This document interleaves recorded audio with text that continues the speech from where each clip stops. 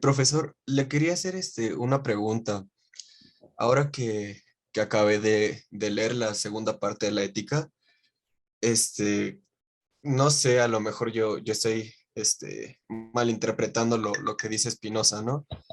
Pero en el sentido que vemos a Dios como causalidad primera, y quizás estamos hablando de un fatalismo en cuestión, yo sé y entiendo que la libertad para Spinoza no es como la tratamos de manera cotidiana, si se le puede decir. Es otro tipo de libertad de la que habla Spinoza, pero dentro de esta idea, no sé si se puede hablar de un fatalismo, y si es este caso del fatalismo en actuar conforme a las causas y dejar el fin a un lado, o sea, entender que no debemos actuar conforme a fines.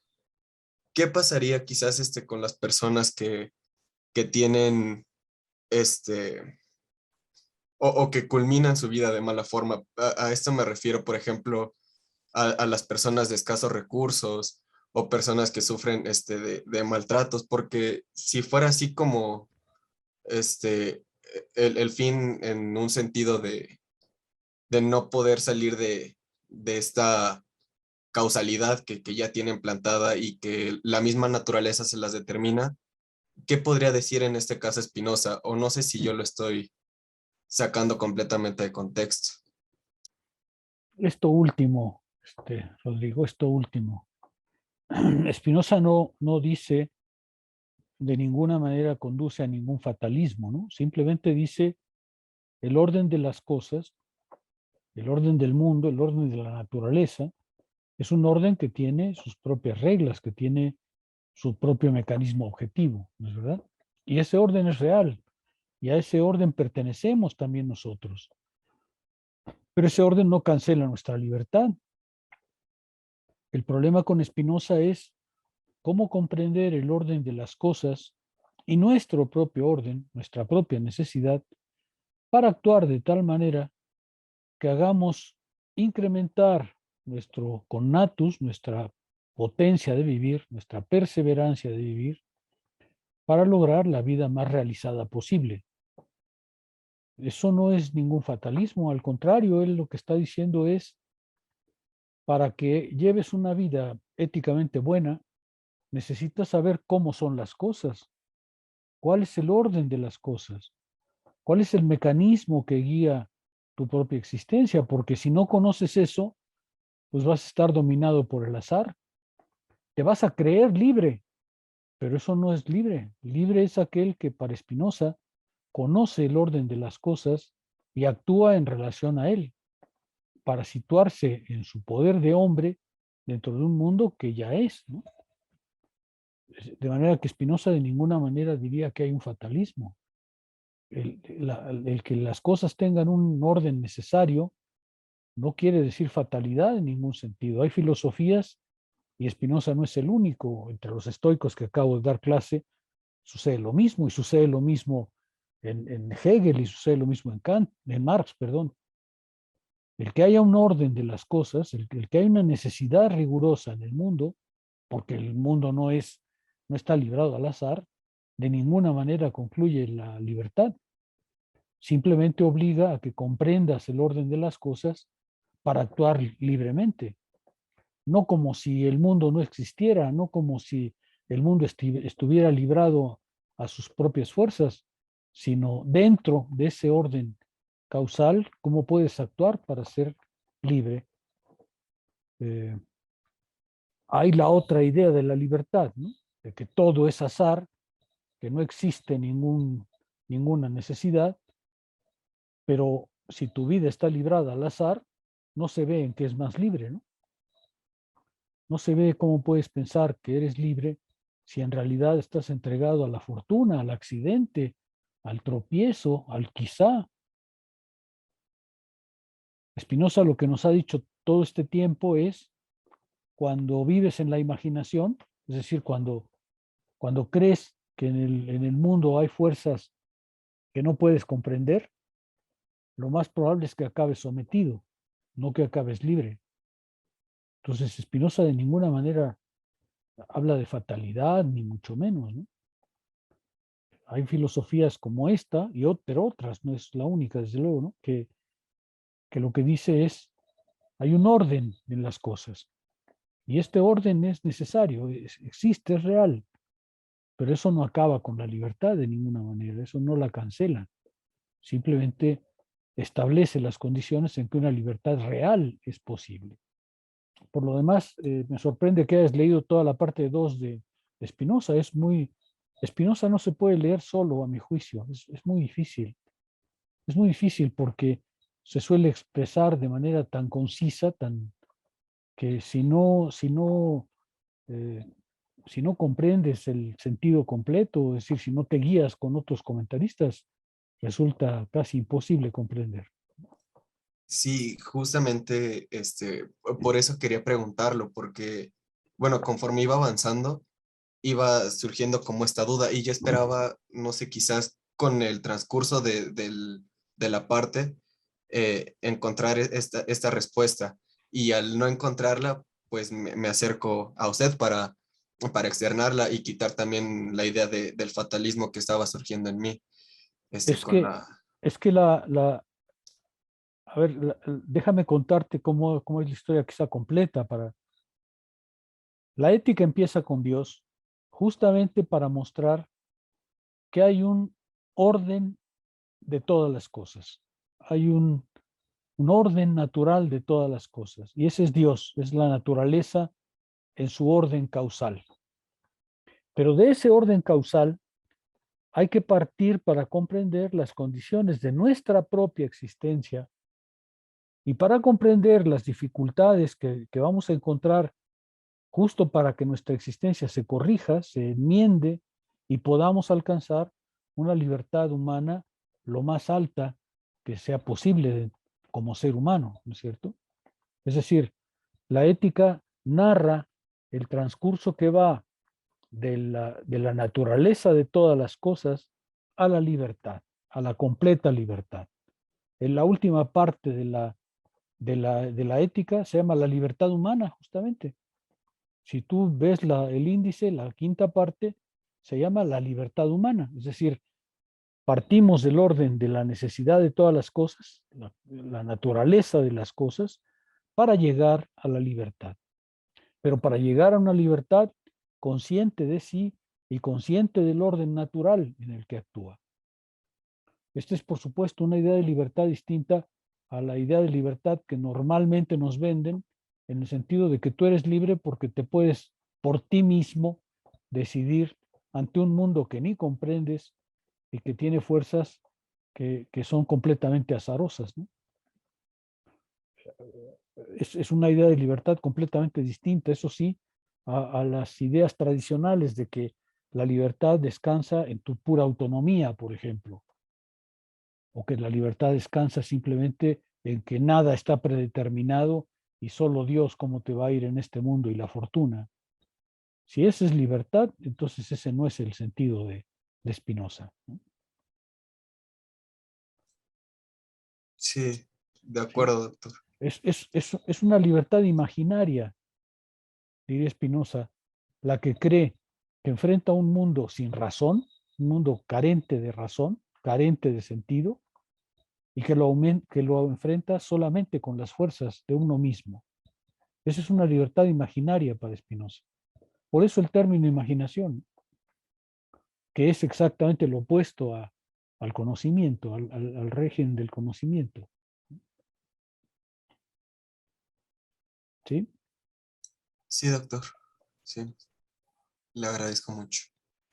Bueno, espero que sea un poco más claro eh, cómo van las cosas. Te aventuraste, lo que está bien, por supuesto, ¿no? La lectura que hiciste, pero eh, bueno, vamos a empezar la clase preguntando otra vez, ¿qué vimos la clase pasada? ¿Voluntarios?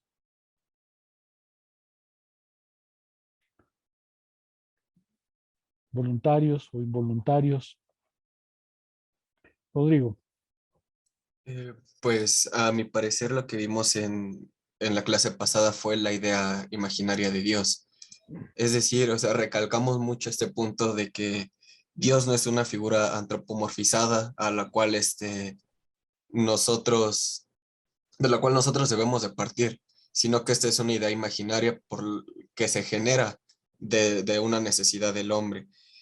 Y pues como es parte misma de una idea imaginaria, pues no genera un conocimiento como tal y a su vez desvía al hombre en en sus actuar o en su forma de desarrollarse, en cuestión de que seguimos con la idea de un fin y no entendemos las causas del actuar mismo.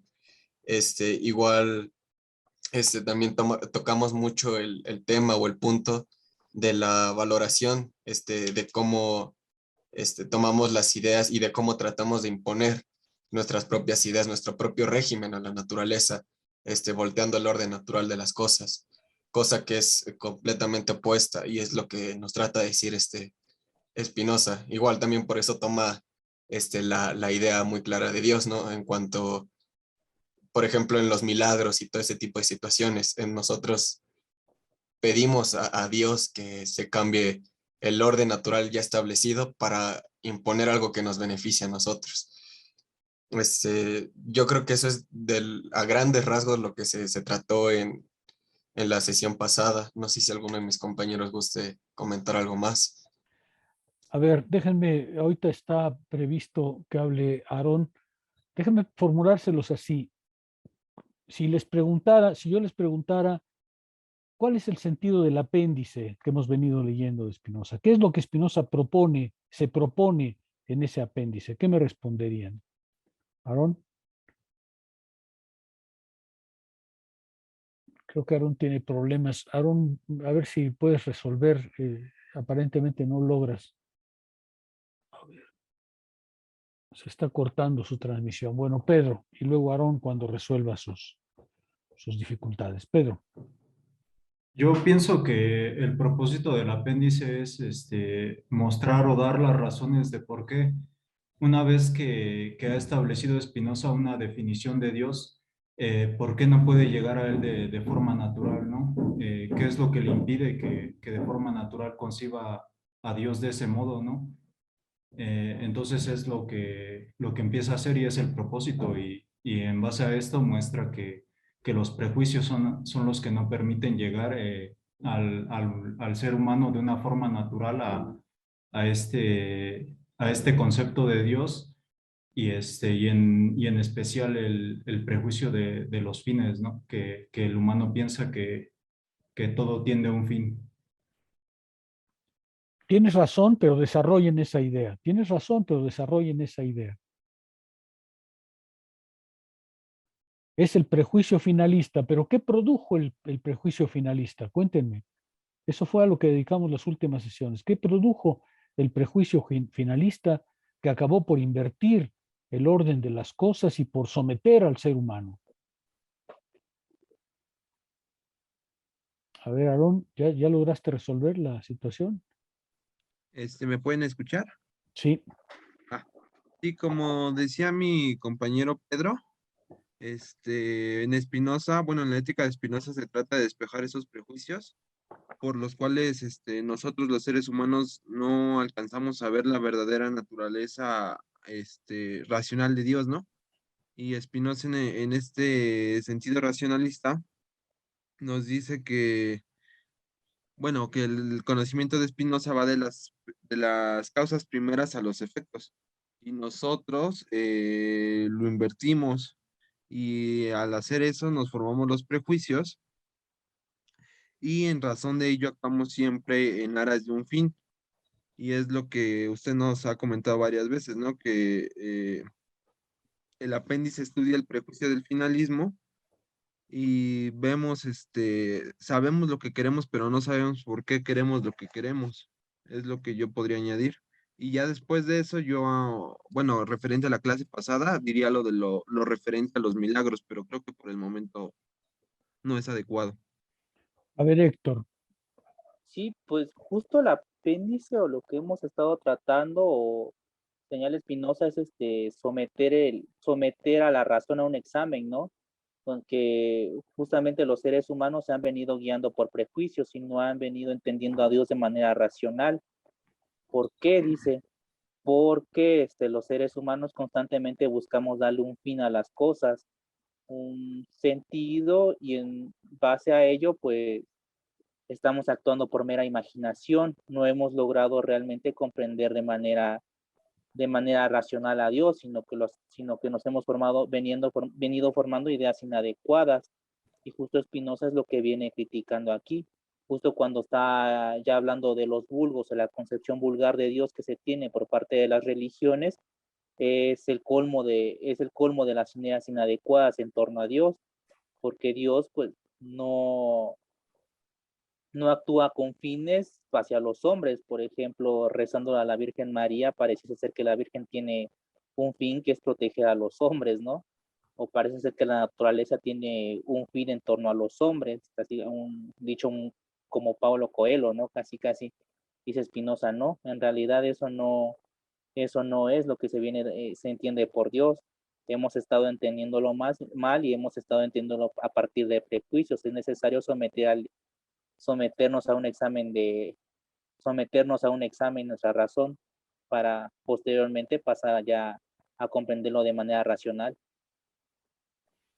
Paulo Coelho es justamente uno de los ejemplos que Spinoza hubiera podido utilizar, ¿no? De los que nos venden, esa clase de superstición, ¿no? Pero a ver, ¿por qué se creó, por qué apareció la superstición, los dioses? ¿Por qué aparecieron esas instituciones alienantes para los hombres que son efectivamente los que invierten esa situación? ¿Por qué apareció la superstición y todas esas instituciones que nos someten? Respóndanme. Pero a ver, Rodrigo participa, pero luego voy a agarrar a otros porque están muy silenciosos y eso no está bien. Rodrigo. No sé, yo diría que estas instituciones se aprovechan de la misma ignorancia, ¿no? De los hombres, el ser humano como tal, y de que el ser humano no tiene este conocimiento por el cual este, salirse de este yugo y adquirir su libertad. Entonces aprovechan para adquirir del ser humano beneficios o del hombre, y pues estas instituciones generan juicios imaginarios que, que, que atan de cierta forma al hombre. Yo creo que por esto es una parte de la que surge o de la que habla Spinoza. Este, Igual, no sé si alguien más quiera participar para no hablar tanto. Tienes razón, pero solo en parte, Rodrigo. Manuel. Gracias, profesor. Bueno, respondiendo a la pregunta que nos hace, las ideas, bueno, la idea de Dios surgen a partir, bueno, de la imaginación. O sea, no son ideas que vengan del exterior, sino que están dentro de la naturaleza del pensar del hombre. O sea, es un mecanismo necesario de su pensar. No es como que vengan del exterior. A lo cual eh, pues por esto vienen las ideas, ¿no? Porque el hombre tiene estas ideas y las entiende de cierta manera.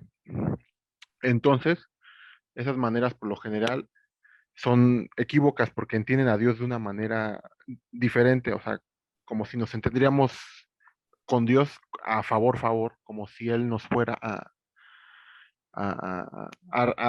por ejemplo, si nosotros le sugiriéramos una petición, Él nos va a responder de cierta manera, o sea, estamos humanizando a Dios en ese aspecto y entonces cuando vemos a Dios de esta manera, nos sumen la ignorancia en cierto aspecto, ya que pues las instituciones religiosas pues, aprovechan de esto, de la relación que tenemos con Dios.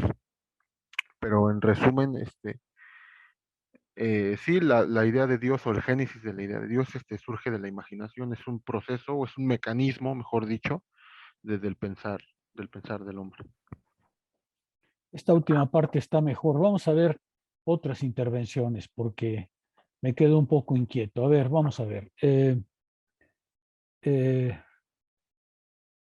Pedro, y hoy te agarro involuntarios porque hay muchos que están guardando un silencio que no me gusta. Pedro.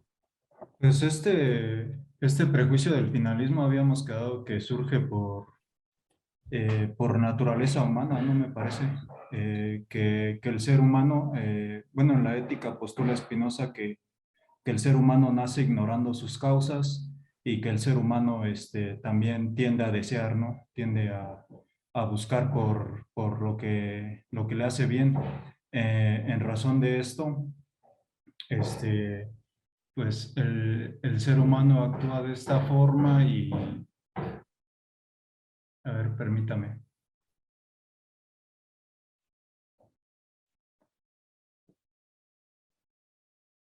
Sí, el ser humano actúa de esta forma y halla en la naturaleza, pues, que todo se sirve para él, ¿no? Que empieza a ver medios y después reflexiona y se da cuenta que pues él no puso esos medios, entonces piensa o infiere tal vez infiere erróneamente tal vez que existen rectores en la naturaleza, que existe alguien más que puso esos medios para que él consiguiera sus fines y en base a eso pues ya empiezan el surgimiento de los dioses, ¿no?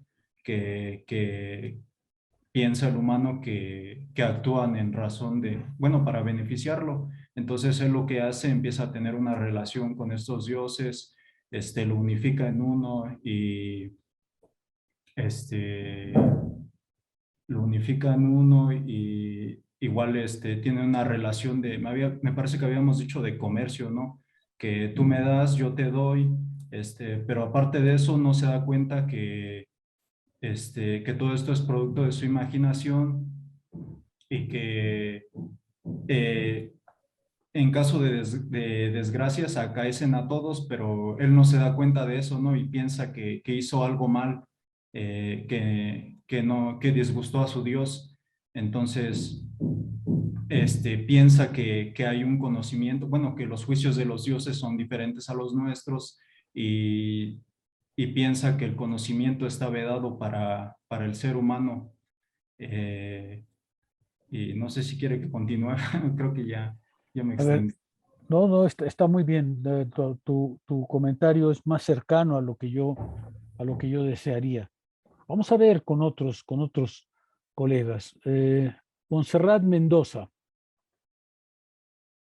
la misma pregunta. ¿Cómo surgió la superstición? La primera parte del apéndice dice Spinoza, voy a mostrar cómo surgió esta idea y cómo surgió esa alienación. La segunda parte, de la que hablaremos un poco después, voy a mostrar su falsedad, pero primero quiero saber qué opinas acerca de este surgimiento de la superstición, este surgimiento de la inversión, Montserrat. Hola, buenas tardes. Pues sí, como lo decían mis compañeros, ¿no? Pues por medio de, se podría decir, la ignorancia o no formular esas ideas verdaderas. Por ejemplo, hablando de Dios, ¿cómo, ¿cómo crea el ser humano un Dios, no? Si no sabemos nada de Dios. Pues exactamente, y hasta me parece, no sé, un poco incoherente que, bueno, al menos yo antes me imaginaba a Dios que era un hombre, ¿no? Pues quien creó a Dios, el mismo hombre, ¿no? Yo, si tuviera esa necesidad o no sé de imaginarme a Dios, no me lo imaginaría como hombre, ¿no? Pero bueno, ahorita ya pues toda la, todo, todo lo que, ¿cómo se podría decir? Sí, ¿no? La misma imaginación ha creado a Dios en género de hombre. Y eso me parece muy curioso. Vimos en historia de la filosofía política 1, yo estuve con una maestra feminista y justo nos dio ese punto de que el mismo hombre hizo a Dios hombre. Eso me pareció, bueno, nunca lo había pensado. Y justamente, pues Dios mismo es pues como el mismo ser humano, pero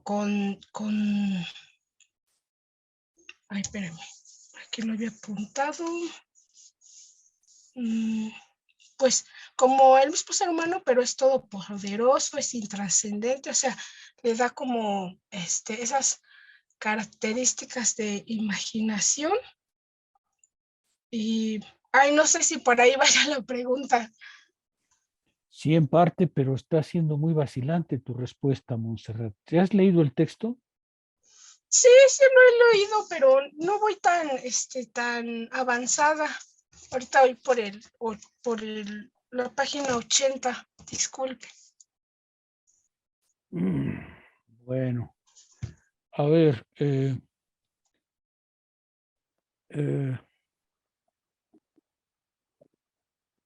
Luis Galindo,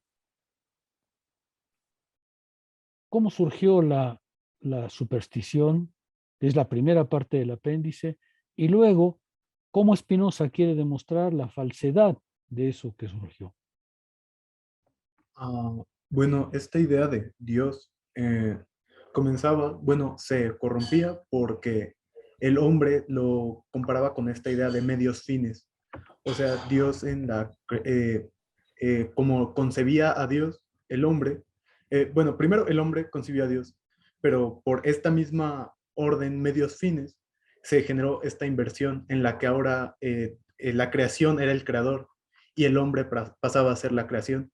Entonces, bajo esta concepción de medios fines, se generó la idea errónea, por imaginaciones, de que existe esta relación en que Dios nos creó en base a un propósito para él, que podría ser, que me parece que usted lo mencionó, sobre que si Dios nos había creado para alabarlo, como lo alabamos o nos destruye, y realmente eso no sería una idea con sentido, eso sería una idea muy humana, un Dios humanizado. Y bueno, Spinoza trata de desmentirlo con la explicación que usted nos daba sobre sobre estos, por ejemplo, no sé cómo, no me acuerdo cómo se refería usted, pero estas personas que Sectarios les llama Spinoza, sí, sí, sí, sectarios. sí, sobre estos sectarios que al existir ideas en las que, bueno, al existir cosas sobre las cuales no tenemos todavía explicación, ellos empiezan a preguntar los porqués, y entre más ahondan en los porqués, realmente no generan un argumento ellos, solamente generan más ignorancia. Y nos puso el ejemplo de cuando caía un ladrillo sobre la cabeza de una persona, y decían como, pues está construyendo un muro y había condiciones complicadas, y ellos te empiezan a cuestionar el por qué justamente salió en ese momento, por qué esto, por qué otro, y aunque se generen explicaciones de, bueno, tenía una cita importante, bueno, la construcción era complicada, al seguir preguntando estos porqués, generaban más ignorancia, y Spinoza lo que hace es mencionar que esto realmente no se puede justificar como un argumento, sino que solamente es una continuación de la ignorancia para mantener a las personas como, no sé si se podría decir como sedadas en esta misma ignorancia. Muy bien, Luis. Estefaní, justamente siguiendo la línea de Luis, ¿por qué Spinoza llama a Dios asilo de la ignorancia? Lo hace porque los mismos creyentes pues ahora sí que de Dios, siguiendo la línea que tenía mi compañero, dan esta explicación de la que habla Spinoza, ¿no? Que siempre se preguntan por qué cayó la piedra en mi cabeza, ¿no? ¿Por qué justo cuando él iba pasando se cayó el puente y se murió? Entonces, los creyentes dan como respuesta, pues no sé, Dios así lo quiso, ¿no? O Dios lo hizo para que su nombre, no sé, fuese alabado, ¿no?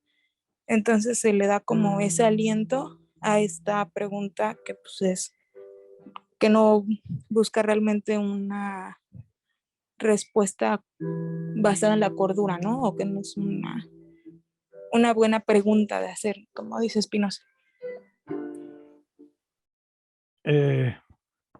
Estas respuestas últimas funcionaron un poco mejor, pero me gustaría todavía que ahondaran en todo esto. Luis. Sí, profesor. Creo que más específicamente sobre la pregunta de por qué Dios lo mencionan como asilo de la ignorancia. Recordé que usted la clase pasada mencionó que se le conoce así, ya que ahí va todo lo que no se puede explicar. Si algo no se puede explicar, se va a justificar, pues no se justifica con Dios, porque al no tener todavía los medios de explicación para definir esto, automáticamente se genera es voluntad de Dios. Sí. Spinoza, a ver, déjenme insistir en este punto. Al principio las respuestas fueron muy vacilantes, al final mejoraron un poco más. Sin embargo, les pido que lean el texto nuevamente. No es un texto sencillo por su concisión, por su brevedad, pero ¿qué Spinoza nos está diciendo en todo este apéndice? Preguntaba yo. Spinoza nos está diciendo la definición racional de Dios es la que yo he presentado en la primera parte de la ética. Esa es la definición racional de Dios. Pero este Dios racional no se parece en nada a la religiosidad popular, no se parece en nada a la imagen antropomórfica de Dios, no se parece en nada a las religiones existentes, es una concepción enteramente racional y objetiva de Dios.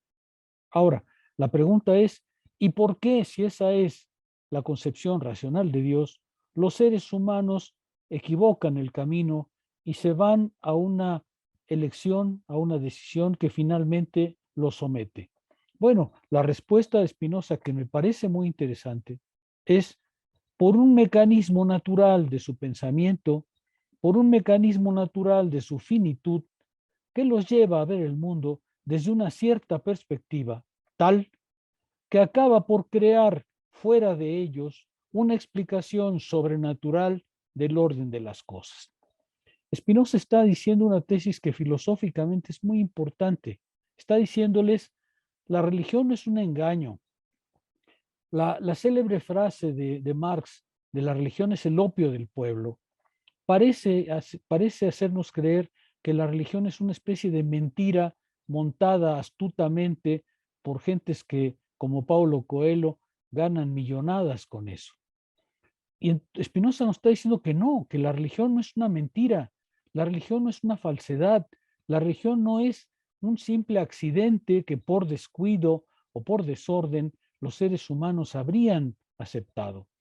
La religión surge en un movimiento natural que se debe a la finitud humana, a la angustia humana frente a un mundo que no comprende, frente a un mundo que no logra dominar del todo, frente al cual se siente alienado y acaba por alienarse ante fuerzas que él mismo ha creado.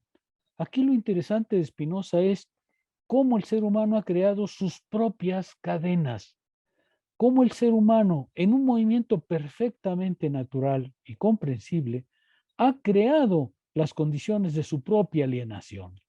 Eso es, me parece a mí, una lección filosófica muy importante, porque Spinoza no recurre a la mentira o al engaño o a la superstición como una especie de fuerza natural del ser humano crédulo. No, nos está diciendo, hay un movimiento que debido a la finitud humana, debido a la relación que guarda el ser humano frente a un mundo al que tiene que hacer frente, gradualmente entregó su propia libertad y acabó encadenado por sus propias obras, por sus propias obras. Y sin embargo, las cadenas que producimos nosotros mismos, las cadenas que nos autoimponemos, son las más difíciles de romper, justamente porque son autoimpuestas, justamente porque son cadenas que no dependen de otro, sino de nuestro propio movimiento. Son cadenas tan difíciles de liberarse de ellas. Eso es lo que Spinoza nos está explicando. ¿De qué manera surgió gradualmente una exposición de las cosas por la cual los seres humanos sometieron en un movimiento totalmente natural y hasta voluntario, su propia liberación. Ahora, Spinoza quiere ir incluso más lejos. Y al final de la sesión anterior empezamos a mostrar con Spinoza también que esa manera de valorar el mundo ha producido también los criterios con los cuales decidimos nuestra vida cotidiana.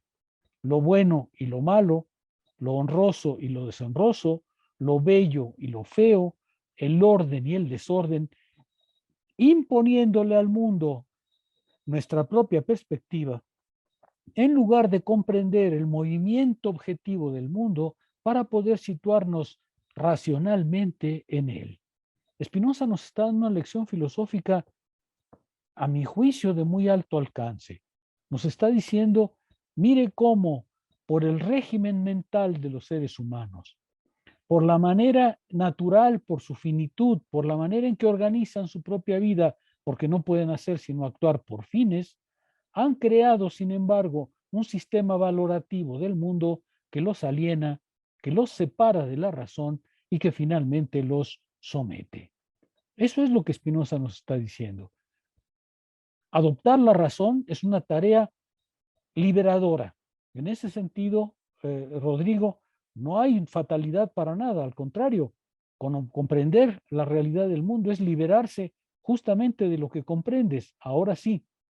Pero esa tarea liberadora supone una transformación del pensamiento. En el periodo anterior lo llamábamos una reforma del entendimiento, una enmendación de la razón, para poder comprender a través de una transformación de nuestro pensamiento cómo alcanzar el régimen verdadero de las cosas. Esa es ni más ni menos la lección filosófica que Spinoza nos está dando. Nos está diciendo, elévate a través de la filosofía, a través de esta enmendación del pensamiento, elévate al orden racional de las cosas para que puedas liberarte, ahora sí, con conocimiento de causa. Eso es lo que Spinoza nos está diciendo. Insisto, me parece una lección filosófica de primer nivel, de primer alcance. Nos está diciendo, es a través del pensamiento como puedes alcanzar tu propia liberación, porque es a través del pensamiento y la imaginación como creaste las cadenas de tu propia situación. Está en tus manos ser libre, porque el mundo no es otra cosa que lo que tú has producido debido a tu propio movimiento imaginario. Vean ustedes, me parece que filosóficamente es una perspectiva de muy largo alcance, de un larguísimo aliento. No es caer en el escepticismo, no es caer en la fatalidad, no es caer en la tristeza ni en la errancia, es por el contrario recabar las mejores fuerzas de nuestro pensamiento para poder liberarnos. Esa es la tarea de la filosofía, esa es la tarea de la filosofía de Spinoza. ¿Algún comentario sobre esto? Porque no hemos acabado, todavía nos falta un pedacito de todo esto. ¿Algún comentario? Carlos. Buenas tardes, profesor. Yo tengo una pregunta. Recuerdo que cuando revisábamos la reforma del entendimiento, usted nos decía que para Spinoza la razón, digamos, una vez que se alcanza, no podía disipar el error, la verdad, perdón, no podía disipar el error. Pero entonces me preguntaba si, digamos, una vez que ya en la ética alcanzamos la razón, puede someter completamente a la imaginación o, digamos, sigue siendo como un proceso en el que hay retrocesos. A ver, debido a nuestra finitud, no podemos estar pensando el 100% de nuestro tiempo desde la perspectiva de Dios. Dios lo comprende todo de un solo golpe y no necesita corregirse, pero nosotros somos seres finitos. Es decir, nosotros somos seres finitos que tienen que vivir también en la imaginación, pero, y lo que Spinoza está diciendo es, no tenemos por qué vivir solo en la imaginación. Desde luego, no podemos estar todo el tiempo viendo las cosas desde la perspectiva de Dios.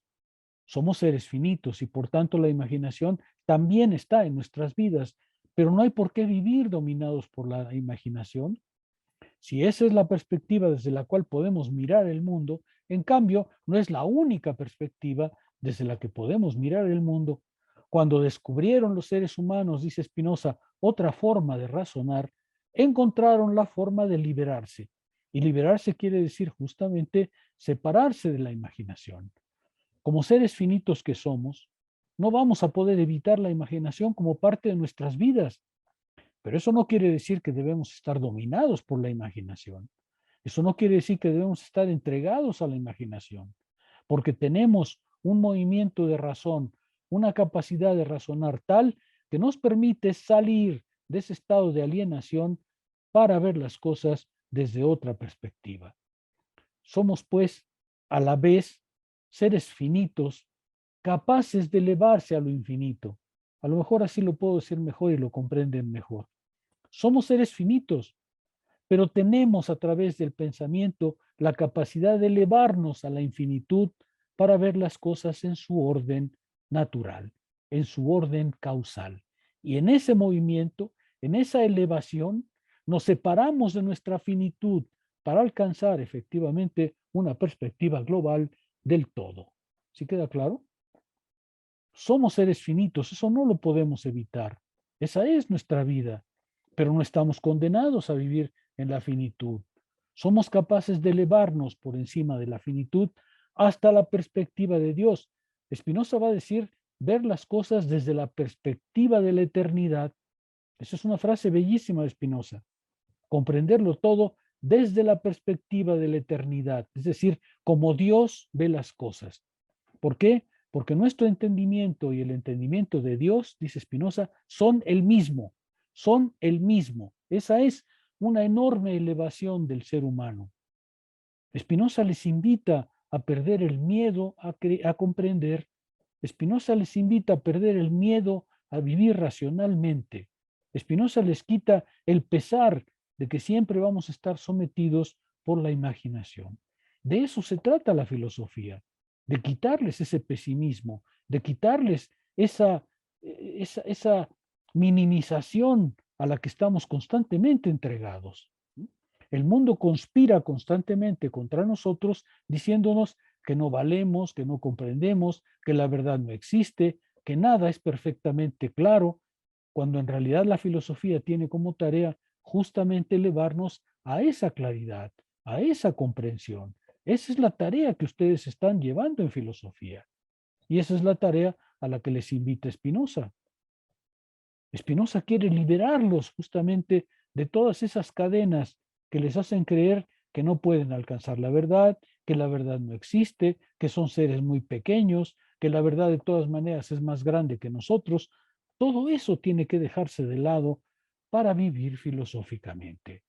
Eso es lo que propone Spinoza y otros, por supuesto, pero Spinoza, desde luego, en primer plano.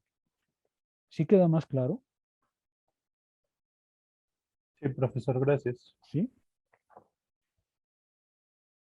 Bueno, nos habíamos quedado justamente en que dice Spinoza, hemos impuesto sobre el mundo esa valoración en términos de lo bueno, lo malo, lo feo, lo bello, ¿no es cierto? Y en realidad le estamos imprimiendo al mundo, dice Spinoza, simplemente nuestra imaginación. No vemos las cosas tal como son, las vemos a través del prisma de lo que nos beneficia o nos perjudica. Y visto desde ese prisma, el mundo se convierte en un verdadero caleidoscopio, en un mosaico, ¿no?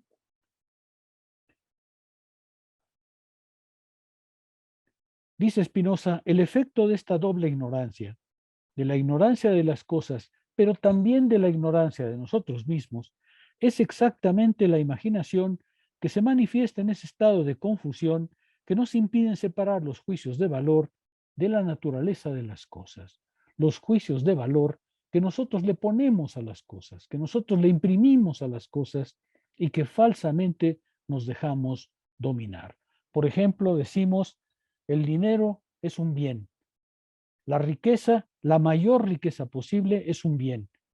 Este es un bien, es un juicio de valor. Y es un juicio de valor que impuesto al mundo nos aliena. Es decir, nos conduce a una vida de persecuciones inútiles, de ansiedades nunca resueltas, de preocupaciones y de insomnios sin fin. Dice Spinoza, he ahí lo que hemos tratado de corregir desde el principio del curso. Esos juicios de valor que nos son opuestos desde fuera y que sin embargo condicionan nuestra existencia. Esta confusión es llevada al extremo cuando la alternativa del orden y el desorden es llevada del plano de la existencia humana a la naturaleza divina construida por la voluntad y el poderío de un ser que hemos colocado imaginariamente allá arriba.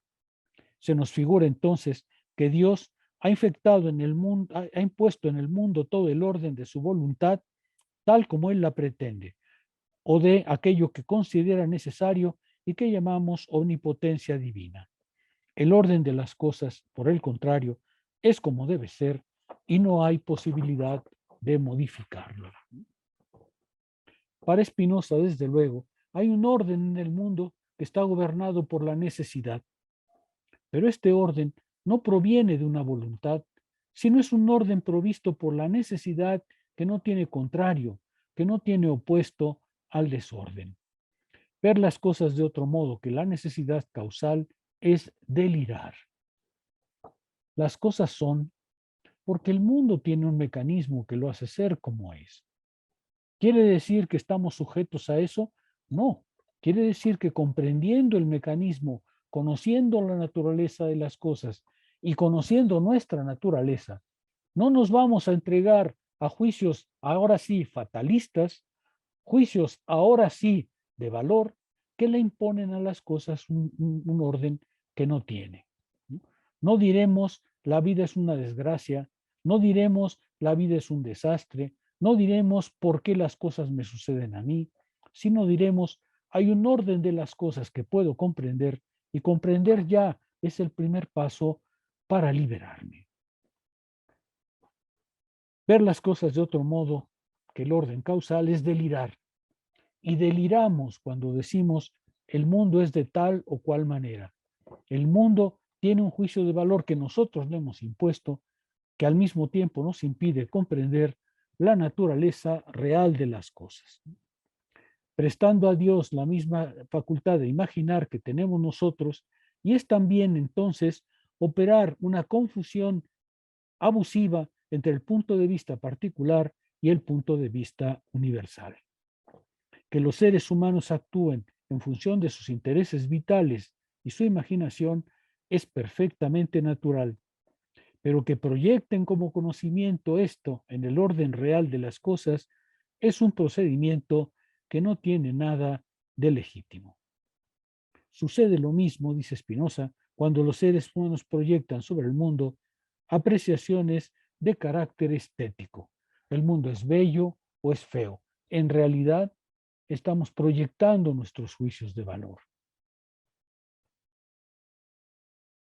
Yo soy, perdón, un comentario personal, yo soy muy afecto a ver programas de la vida animal. Y hay algunos animales espantosos. Ahora, cuando digo espantoso, ¿es el animal espantoso o es mi juicio de valor el que es espantoso? Su juicio. Es el juicio de valor, ¿no? El animal es como es como es, ¿no es cierto? El animal es como la naturaleza lo ha hecho ser, y lo ha hecho ser para perseverar en su ser, dice Spinoza. Lo ha hecho ser para perseverar en su existencia, y hace todo lo que puede para perseverar en esa existencia. Cuando yo digo es espantoso, eso ya no le pertenece al animal, me pertenece a mí. Soy yo el que se lo he puesto, soy yo el que ha puesto ese juicio de valor. Y entonces decimos, ciertos animales son dañinos, ciertos otros animales son benignos, ciertas enfermedades son malignas, ciertas enfermedades no lo son. Por ejemplo, el COVID, ¿cómo lo juzgaríamos?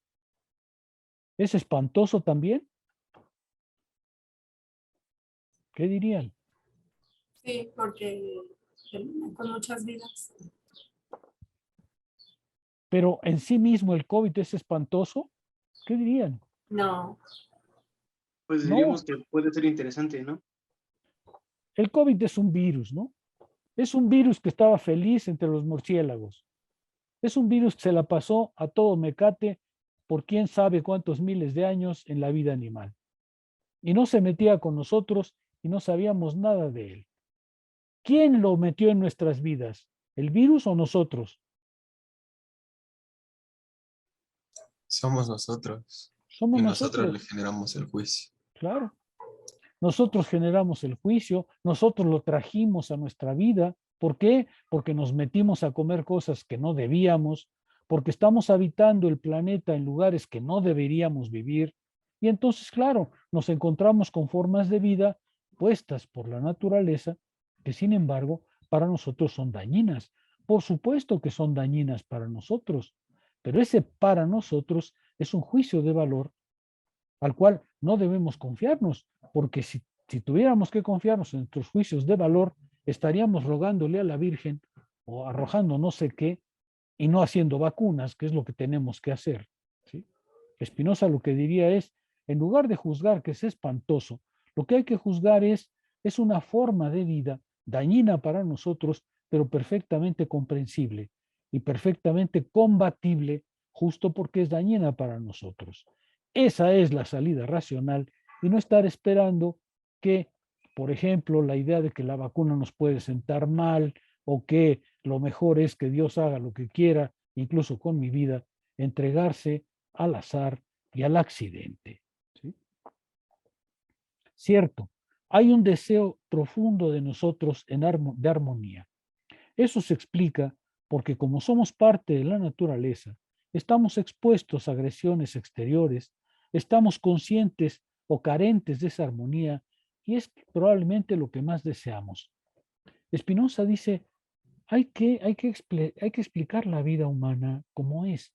Y la vida humana como es frágil. Somos criaturas frágiles en un mundo que nos puede avasallar. Esa angustia es la que expresa justamente las religiones. De esa angustia, dice Spinoza, viven los vividores. De esa angustia natural, porque somos seres frágiles, porque somos seres carentes de armonía, porque no dominamos el todo. De esa angustia, de esa separación, de ese abismo que nos puede torturar, se aprovechan todos aquellos que, justamente descansando en nuestros límites de nuestro saber, nos llevan a la ignorancia. Claro, somos seres finitos y vamos a vivir con esa angustia, pero la única manera, el único remedio que tenemos contra ella es justamente el conocimiento. Prestarle a Dios esos impulsos que nos dominan no se explica más que por nuestra situación de seres finitos y singulares. Imaginar es prestar a Dios toda la belleza de las cosas como si fuese un concierto creado, es decir, someter la necesidad natural a la única ley de nuestros deseos, siguiendo una tendencia que es natural, pero que la razón tiene que controlar. Ahora, ¿cuál es la consecuencia de todo esto? Y la consecuencia que refiere Spinoza es notable. Dice el resultado de que cada uno ve las cosas desde su propia dispersión interior y disposición propia, es lo que genera, dice Spinoza, que cada cabeza es un mundo. Cada cabeza es un mundo y cada uno ve el mundo a su manera. El resultado, dice él, es el escepticismo general. Vamos a leerlo sobre el texto. Vayan a la página 117. Dice Spinoza,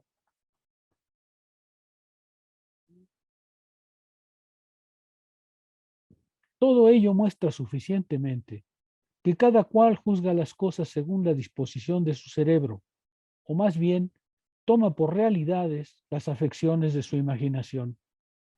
Por ello, no es de admirar que, notémoslo de pasada, haya surgido entre los hombres tantas controversias como conocemos, y de ellas, por último, el escepticismo. Pues, aunque los cuerpos humanos concuerdan en muchas cosas, difieren con todo en muchas más, y por eso lo que a uno le parece bueno, le parece malo al otro. Lo que ordenado a uno, al otro confuso. Lo agradable para uno es desagradable para otro. Y así ocurre con las demás cosas que omito aquí, no solo porque no es este lugar para tratar expresamente de ellas, sino porque todos tienen suficiente experiencia del caso. En efecto, En boca de todos están estas sentencias. Hay tantas opiniones como cabezas, cada cual abunda en su opinión.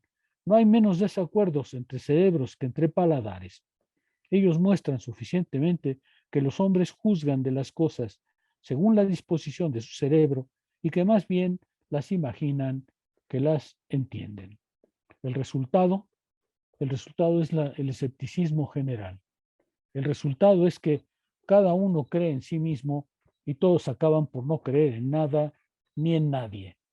Y esa es la situación en la que estamos, en un escepticismo generalizado, en una derrota de la razón, en una derrota de lo racional. Ahí es donde a mi juicio la filosofía, bueno, a mi juicio y de Spinoza, por supuesto, la filosofía tiene que actuar. Tiene que actuar mostrándoles a los seres humanos que no es verdad que la verdad nos escape, que no es cierto que el mundo sea pura confusión, que se puede comprender y que no vivimos al arbitrio de las cosas. Ahí es donde la razón tiene que combatir, porque ese es justamente el fin que debemos proponernos.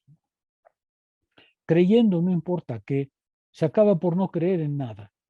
La convicción y la certeza abandonan el espíritu de los hombres que se mueven solo siguiendo sus propios prejuicios.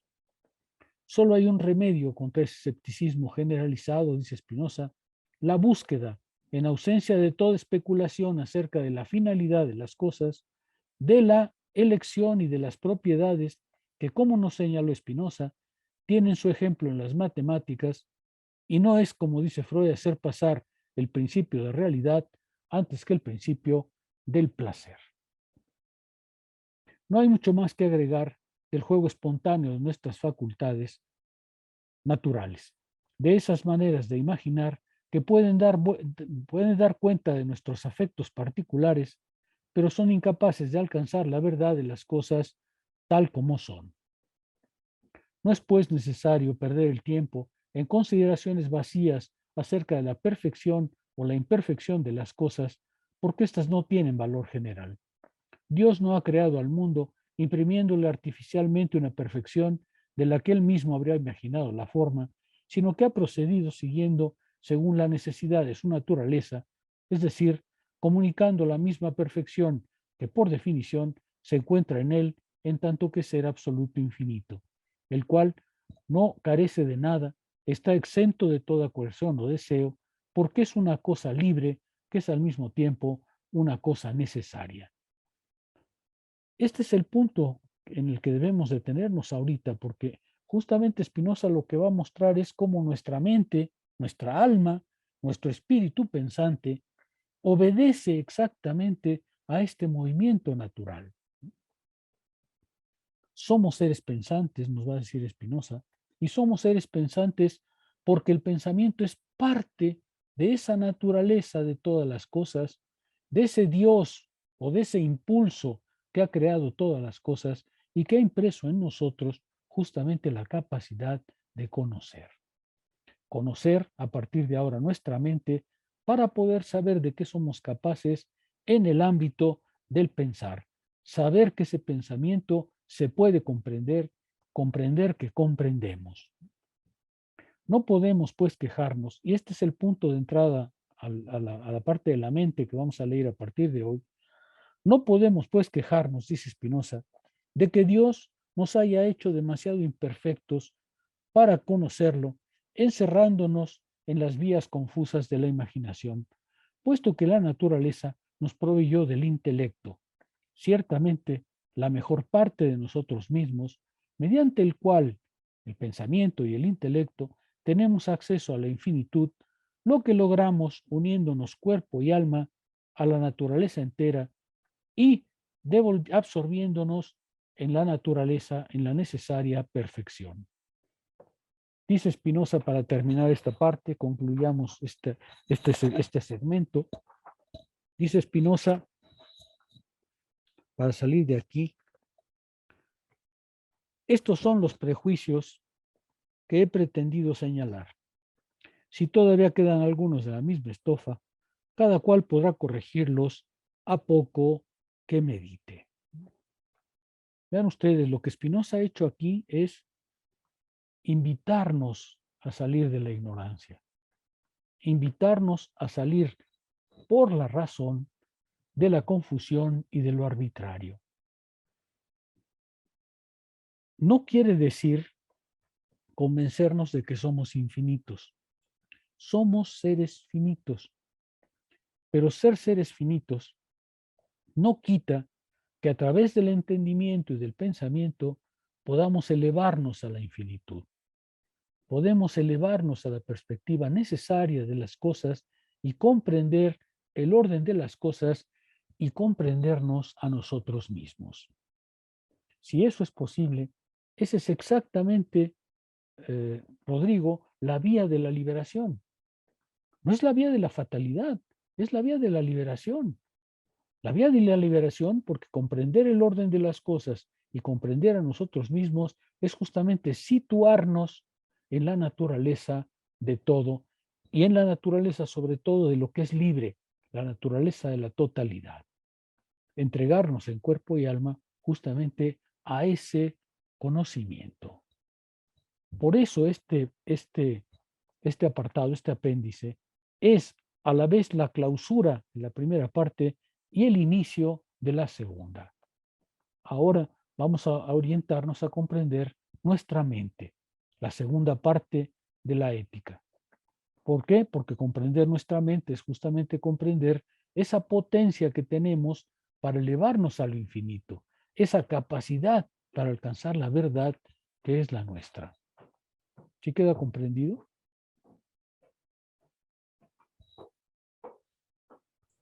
Sí, doctor. Bueno, ¿qué piensan de eso? A ver, toma un pequeño respiro. ¿Qué piensan de eso? La invitación que les ha hecho Spinoza es extremadamente fuerte. Dice, perdón, es una cosa de mi máquina. ¿Qué coño tiene que hacer aquí ahorita? Lenovo me vende no sé qué. A ver, opiniones, porque lo que les he dicho es muy potente. No sé, supongo que lo comprendieron, pero es muy potente. Rodrigo primero, Héctor luego. Pues ahora que ya lo explicó, esta duda que tenía ya se disipa por completo. Ya se logra comprender el orden que explica Spinoza, ¿no? Y la forma del cómo integrarnos a este orden o comprender este orden, nos otorga la libertad misma. Y pues la relación que tiene y que veíamos desde clases pasadas, ¿no? Con el mismo tratado de la reforma del entendimiento, en sentido de un trabajo epistémico que hace Spinoza y que logra encadenar en una búsqueda de la libertad. Es decir, como se mencionó hace unos minutos con mis compañeros, el orden mismo de la causalidad, el orden mismo de la naturaleza, nos otorga un espacio mismo en ella, del cual somos partícipes y del cual podemos nosotros hilar una libertad, a la vez que debemos de comprender esta finitud que tenemos y que es parte de nuestra naturaleza misma, que también podemos quizás unir con este finalismo del cual habla, ¿no? Esta idea de nuestro actuar y cómo es que corrompe el pensamiento mismo. Yo creo que aquí es justamente la parte transitoria para no confundir el pensamiento de Spinoza como yo lo hacía, con un fatalismo, con un determinismo, es únicamente entender la causalidad como un orden natural que nos viene, no como una cosa que determina nuestra vida o algo que nos deja imposibilitado de lograr cosas dentro de la misma vida, ¿no? Creo que es lo que yo rescato de todo esto. Muy bien, Héctor, ¿tú querías hablar? Sí, de hecho resulta interesante porque justo al establecer fines a Dios, permite pues permite someter a la sociedad y establecer también pues relaciones de opresión entre los seres humanos. O sea, justo cuando entendemos que hay fines entre los hombres o fines muy específicos, justo ello podría legitimar que existiesen, que los monarcas absolutos, por ejemplo, legitimasen su existencia por mandato divino.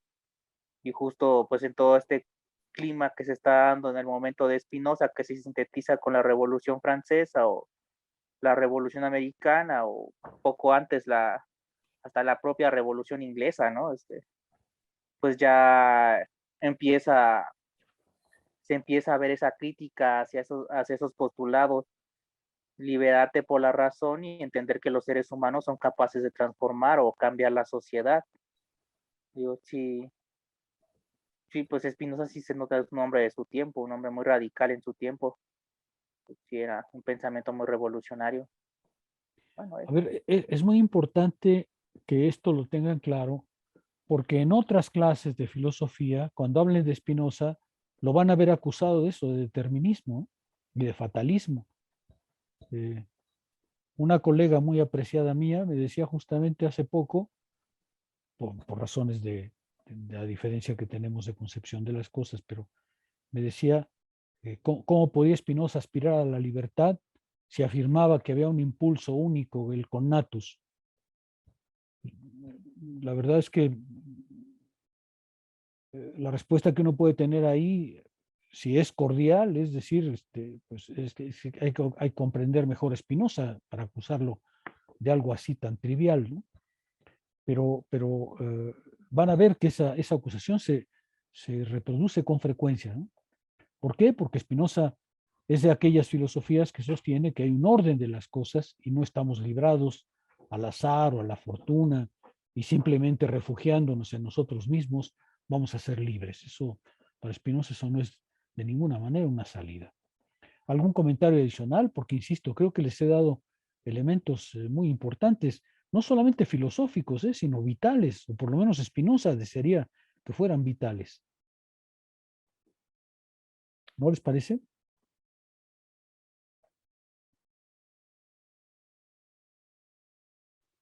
Bueno, ningún comentario me parece. Vamos a pasar a la parte segunda. ¿Empezaron a leer la segunda parte? Rodrigo, sí, pero ¿alguien más?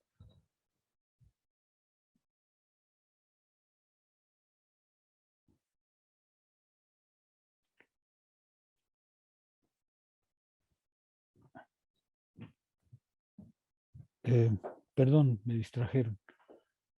¿Alguien más leyó esa segunda parte? Sí, profe, yo también lo leí. Ah, bueno. Bueno, vamos a empezar. Veamos el título, de la naturaleza y origen del alma. Ahorita me voy a detener un poco en el título, porque ya el título dice, como siempre en Spinoza, muchas cosas. Dice Spinoza, paso ahora a explicar aquellas cosas que han debido seguirse necesariamente de la esencia de Dios, o sea, del ser eterno e infinito. Pero no las explicaré todas, porque estas son infinitas. Pero esta primera afirmación es importante. Paso ahora a explicar, dice, aquellas cosas que han debido seguirse necesariamente de la esencia de Dios. Y vamos a hablar del alma humana. Es decir, el alma humana se sigue necesariamente de la esencia de Dios. O bien, para hablar con el título, para hablar del alma humana, vamos a tener que explicar su origen y su naturaleza. Es decir, el alma humana tiene un origen, tiene una razón de ser y tiene una naturaleza, tiene una forma necesaria. Me detengo primero en el término alma para aclararles algo que creo que es muy importante. El término que usa Spinoza en latín es mens. Hay muchas traducciones que eligen el término alma, pero a mí no me gusta mucho porque el término alma, sobre todo en lenguaje común y en lenguaje filosófico a veces también, está cargado de espiritualidad, ¿no? Alma es como una cosa intangible que tenemos, no se sabe muy bien dónde, y que sin embargo anima la vida humana. Alma es esa parte que no es corporal, sino que es espiritual, pero que esa alma espiritual no se sabe muy bien por dónde agarrarla ni en qué consiste. No se sabe si tenemos una o, como dice Platón, tenemos varias. El término alma está muy cargado de sentidos espiritualistas que no van con Spinoza. Por eso preferiremos todo el tiempo el término mente. El término en latín es mens, que en español afortunadamente tiene su equivalente en mente, como lo tiene en italiano, por ejemplo, pero no lo tiene en francés, por ejemplo, ¿no? Los franceses se quejan mucho, son los comentaristas que yo más conozco, los franceses se quejan mucho de que tienen que traducir mens por alma, am, porque no tienen la palabra mente. Nosotros la tenemos y está mucho más acorde con lo que Spinoza va a presentar. Entonces, tenemos que entender origen y naturaleza de la mente. De la mente. ¿Por qué?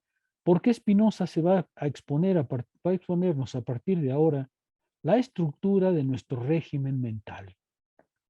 El origen y la naturaleza de nuestro régimen mental. Admitamos por ahora, y eso es lo que Spinoza nos ha dicho, que la primera parte ha mostrado la naturaleza de las cosas, la naturaleza de Dios. Pero ahora debe enfrentar algo más. Debe, partiendo de ahí, reunir los elementos racionales necesarios para la elaboración de una regla de la vida práctica. Y el primer paso es examinar la mente. Acuérdense, el libro se llama Ética. Comienza exponiendo a Dios porque hay que conocer la naturaleza de las cosas. Pero su fin último es ético, es decir, es una vida práctica, es una vida humana práctica. Ese es el sentido del libro. Empieza por Dios porque hay que conocer la naturaleza de las cosas, pero su proyecto es comprender las reglas necesarias para vivir una vida ética, para vivir una vida en la perfección que está a nuestro alcance, para potenciar nuestra posibilidad de vivir, para alcanzar nuestro máximo grado de perfección. Eso es lo que el libro quiere.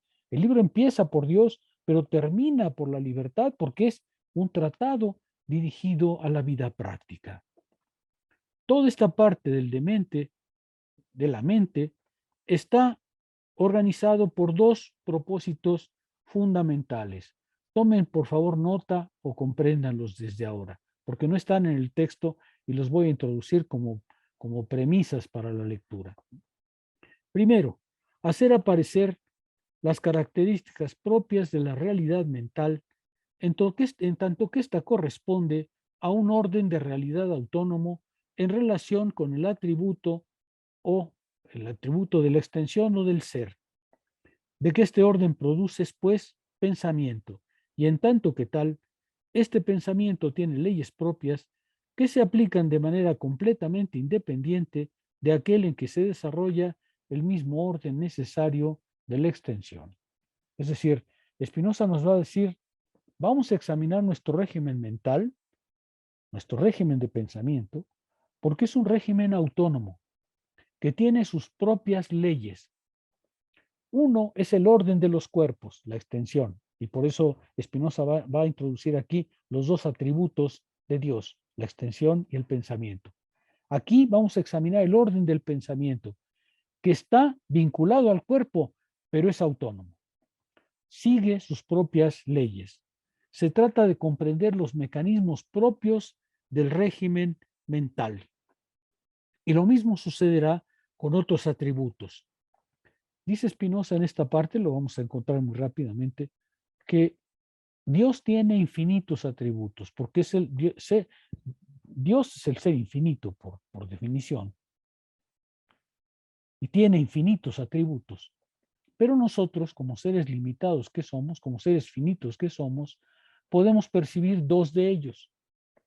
La extensión, es decir, la corporalidad, y el pensamiento. Esos dos son los atributos que Spinoza había medio dibujado en la parte primera, pero no los había desarrollado como tal.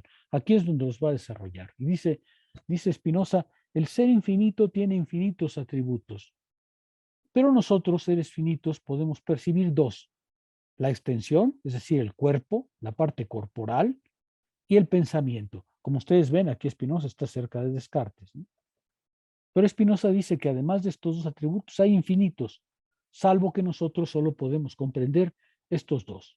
Pues bien, cada atributo tiene su propia mecánica, su propio desarrollo, sus propias leyes, y no se interfieren, según Spinoza, entre sí. Lo que Spinoza está diciéndonos para nosotros filósofos es muy importante porque nos está diciendo hay tanta materialidad y autonomía en el pensamiento como la hay en el cuerpo. O dicho de otra manera, Spinoza está diciéndonos no es verdad que el cuerpo sea lo material y comprensible y el pensamiento sea lo espiritual e intangible y por tanto incognoscible. No. Los dos atributos, la corporalidad y el pensamiento, tienen el mismo orden material y autónomo. Los dos corren paralelos, ese va a ser el paralelismo en Spinoza, pero los dos tienen sus propias leyes, su propia autonomía y su propia objetividad. Esto me interesa mucho.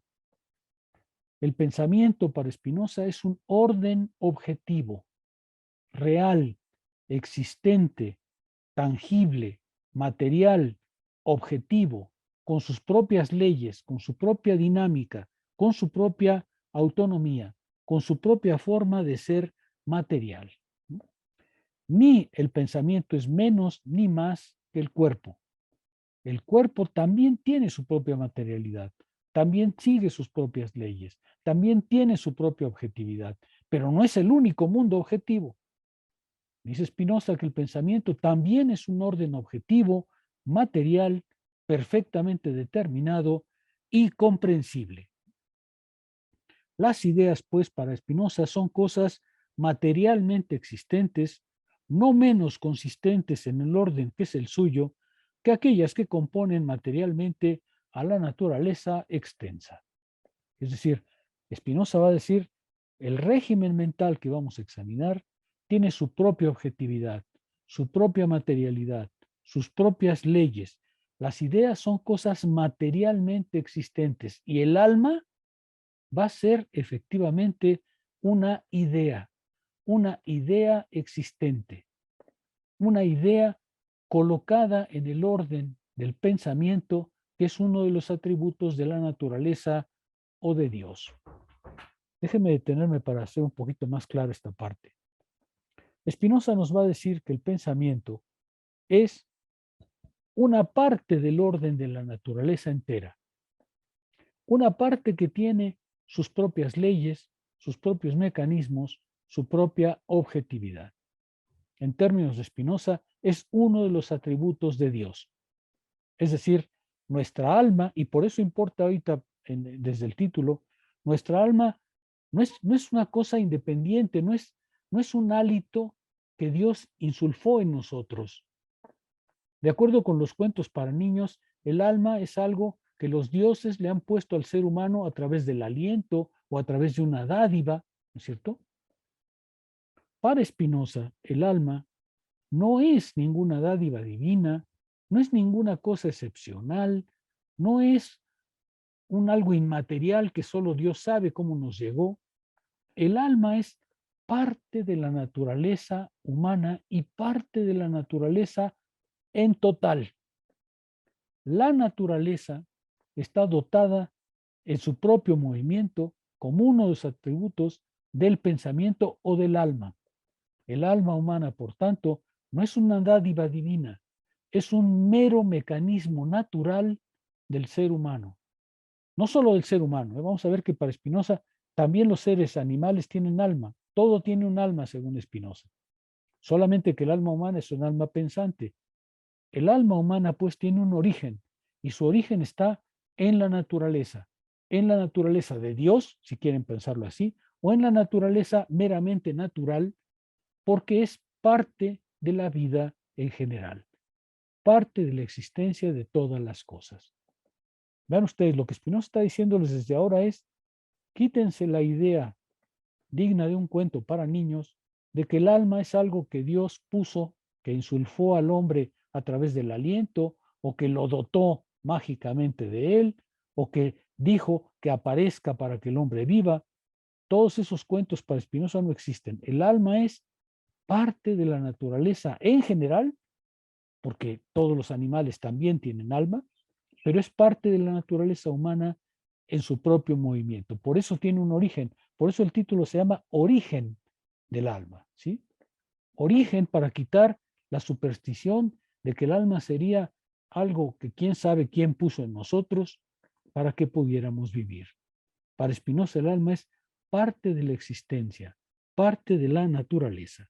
Y es una parte tan material, tan corporal, tan objetiva como el cuerpo. Somos alma y cuerpo. Son dos atributos que nos vienen de la naturaleza y de Dios. Dios tiene muchos más atributos, pero esos dos son los que nosotros poseemos como seres finitos. Somos cuerpo y alma. Y el cuerpo no es más material que las ideas. Las ideas también tienen su propia materialidad, su propia existencia. Lo que se acaba de afirmar, pues, es la autonomía. La autonomía que debe ser comprendida no de manera estática, sino de manera dinámica. El pensamiento es, pues, una parte de la naturaleza humana que no es estática, sino dinámica. Es una potencia cuya naturaleza es inseparable de su actividad. Dos son las características de las que Spinoza va a dotar al pensamiento o al alma. El alma va a ser una idea, nada más. Dos son las características de que la está dotando. Primero su materialidad, su objetividad. El alma tiene un origen, forma parte de nuestra naturaleza. No es una dádiva de Dios, ni es una dádiva de no se sabe quién. Es parte de nuestra naturaleza. Y segundo, es actividad. El pensamiento no es pasivo, no es simplemente el acto de recibir desde fuera impulsos sensibles para convertirlos en pensamientos. El pensamiento es actividad. Nuestro régimen mental es fundamentalmente, esencialmente actividad, es producción, es dinámica. El régimen mental tiene que ser parte de nuestra naturaleza entendida de manera dinámica, como una potencia. Porque la realidad mental, en tanto que realidad, obedece lo mismo que la realidad corporal y no menos a un principio de causalidad. Es decir, si en el orden de los cuerpos todo lo que existe por una razón, en el orden del pensamiento todo lo que se piensa por una razón. Hay un orden causal del pensar exactamente igual que hay un orden causal en los cuerpos. El pensamiento tiene la misma materialidad y la misma causalidad, la misma necesidad interior que tiene el orden de los cuerpos. Esto ya lo sabíamos desde el texto de la reforma del entendimiento. Aquí Spinoza no está más que retomando esos mismos principios. El pensamiento es dinámico. El pensamiento no se dedica a imitar a las cosas, se dedica a producir su propia realidad, se dedica a producir sus propias construcciones. Es decir, que como potencia, este orden del pensamiento es susceptible de presentarse en una infinitud de efectos, en la realización de cada uno de los cuales ella está totalmente comprometida. Esta es una idea muy interesante de Spinoza. Lo mismo que toda la potencia de la naturaleza extensa, de la naturaleza corporal, está contenida en una gota de agua, toda la potencia del pensamiento está contenida en la menor de las ideas, y esto no importa si es verdadera o falsa, porque cada idea está fundamentalmente impulsada por esa potencia de ser que es la necesidad de perseverar que tenemos cada uno para realizarnos. Esta idea es muy bonita de Spinoza. Está diciendo, en cada gota de agua está toda la potencia del ser. Para que haya una gota de agua, todo el universo tiene que existir. Y todo el universo y su potencia están concentrados en una gota de agua. En la menor cosa está toda la potencia de la vida. Pero lo mismo pasa en el pensamiento. En cualquier idea, verdadera o falsa, está toda nuestra potencia del pensar. Dice que se está trabando mucho. Daniela. Sí, doctor, ¿me escucha? Sí, sí te escucho, pero creo que me están escuchando mal, ¿verdad? No, no, ¿No? no. Se ha escuchado bien. Entonces pregunta. Sí.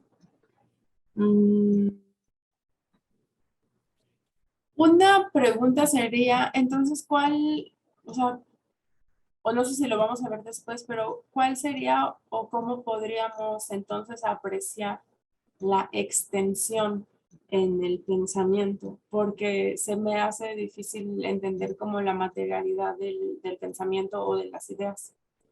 A ver, por ahorita lo que tenemos, Daniela, es dos atributos por ahora separados.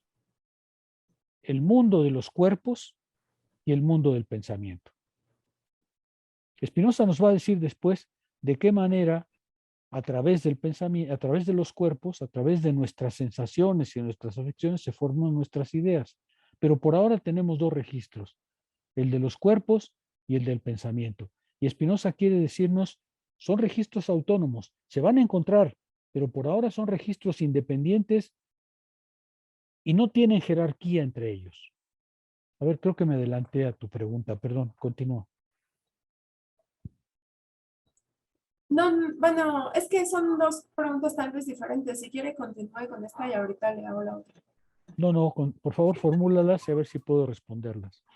Y bueno, el otro no sé si tenga que ver, incluso la palabra que voy a usar, no sé si, o sea, tenga mucho que ver, pero yo hace mucho tiempo, o sea, ni siquiera pensando, o sea, estudiando filosofía, ¿no? Pero yo había hace mucho tiempo escuchado la relación de Spinoza con el panteísmo. ¿No? Está mal. Ah, bueno. No, a ver, mira, panteísta es aquella religiosidad que cree que Dios está en todas las cosas, que Dios está en mi computadora, que Dios está en el dedo meñique de la mano derecha, que Dios está en el agua, que Dios está en los bosques, ¿no? Ese es panteísmo, ¿no? Panteísmo quiere decir justamente eso, que teos está en todo, en pan, ¿no? Panteísta, pantos es todo, ¿no? Entonces, panteísta es aquel que cree que Dios está en todas las cosas, que Él está en todas las cosas.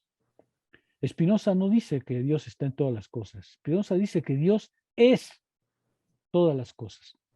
Y esta es una diferencia fundamental, porque lo que está diciendo Spinoza es, no es que Dios sea y luego está en las cosas, sino que Dios es las cosas. Dios no tiene otra existencia que las cosas, no es separable de las cosas.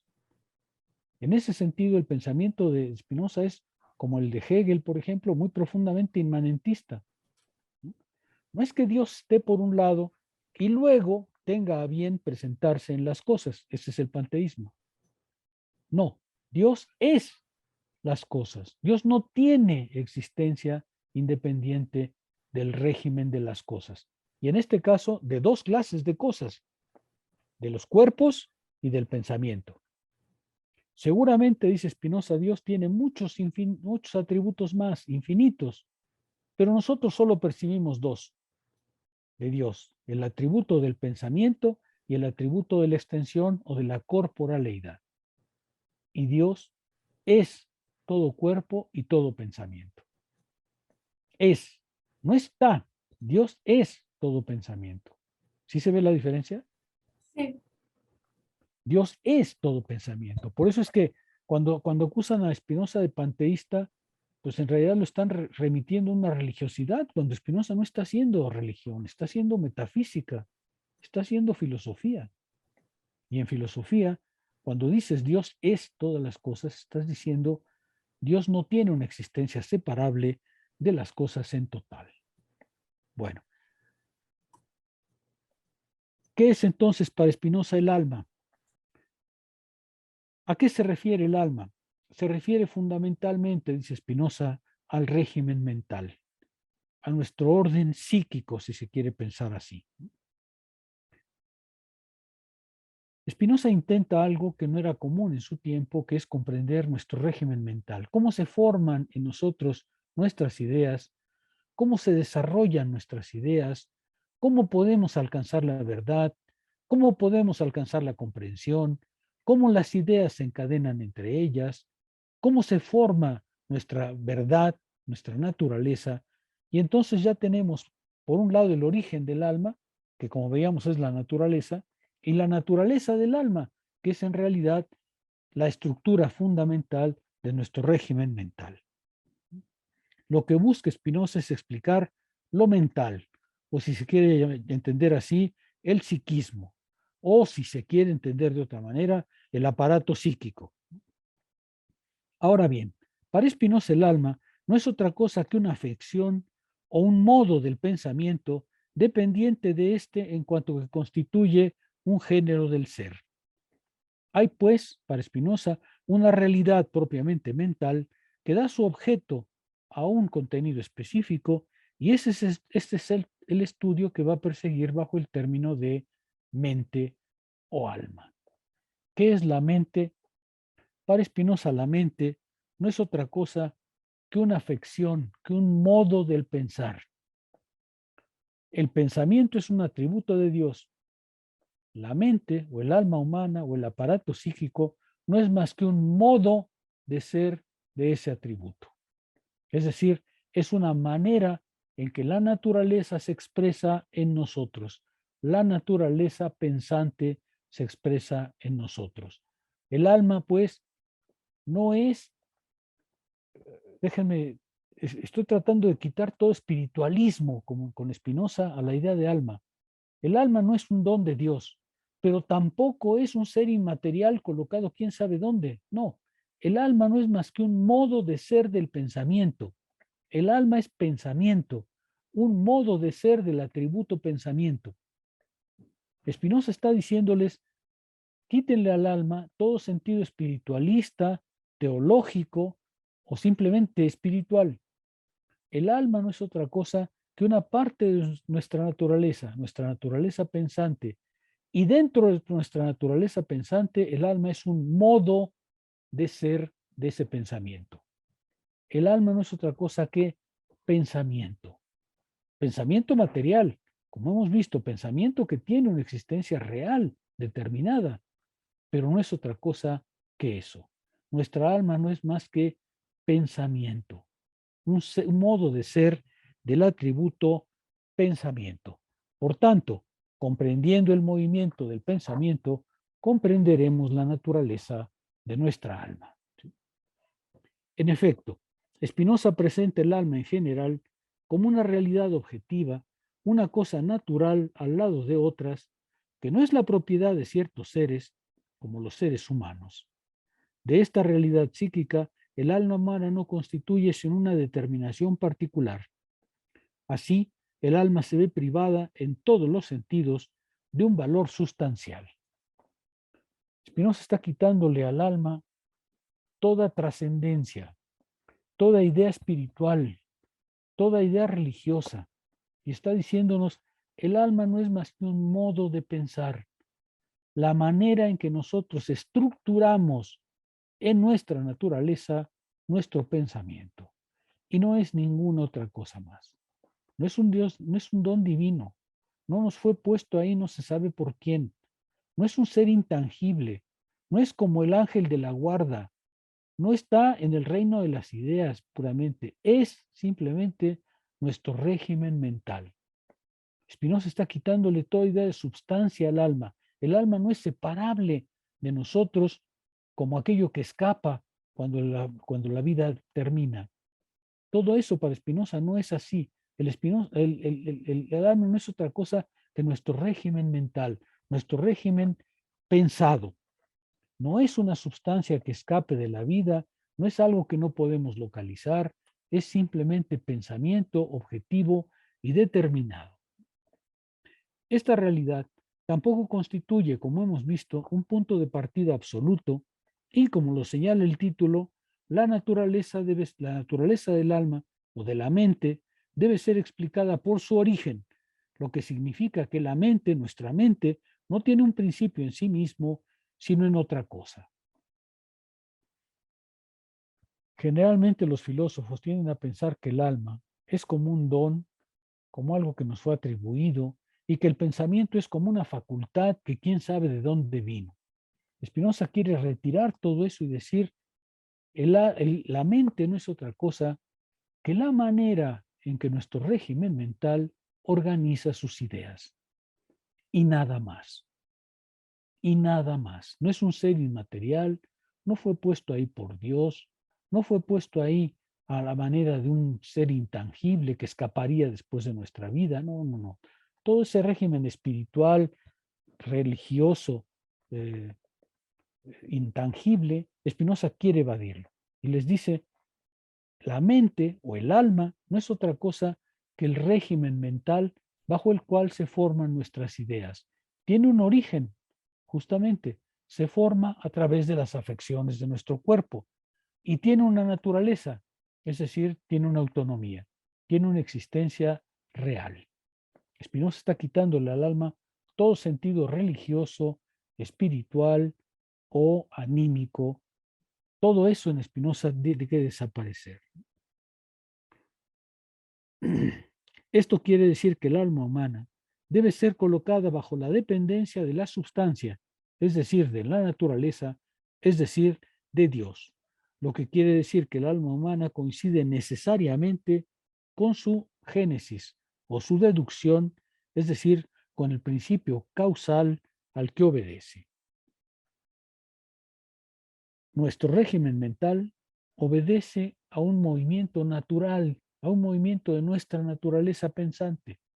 Y esta naturaleza pensante forma parte de la naturaleza en general, porque no somos los únicos seres pensantes ni con alma en este mundo. Los animales, según Spinoza, todo tiene un alma, todo tiene efectivamente un impulso vital, solamente que en el ser humano eso tomó la forma efectivamente de ideas y de pensamiento.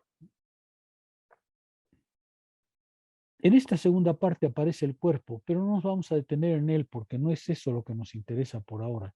Lo que nos interesa por ahora es comprender nuestro régimen mental, comprender nuestro orden psíquico, comprender nuestro orden de pensamiento, cómo se forma nuestro pensamiento, cómo se desarrollan nuestras ideas, cómo se forman. Ya vimos en el Tratado del Entendimiento cómo se forman las ideas confusas.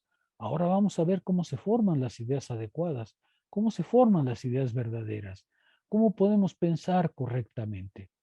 Y ya sabemos por qué. Porque una vez que comprendemos la naturaleza del mundo y la naturaleza de nuestro pensamiento, se han abierto a nosotros las vías de nuestra liberación, las vías de nuestra separación del azar, las vías de nuestra separación de la contingencia para comprender el orden necesario de la naturaleza y el orden necesario de nuestro pensar. ¿Sí? ¿Sí se comprende el proyecto de Spinoza? ¿Sí se comprende?